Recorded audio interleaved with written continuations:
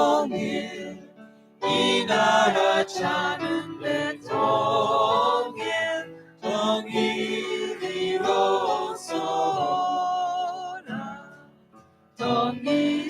Okay, everybody, take the hands of the person next to you, raise it up in the air, and move it. Even our dreams are for unity. We'll give our lives for unity. Come along, unity. Unity saving the people. Unity saving all nations. Come here quickly, unity. Come along, unity. Amen. God bless you all and have a great week. Don't forget the Japanese Kodan meeting today.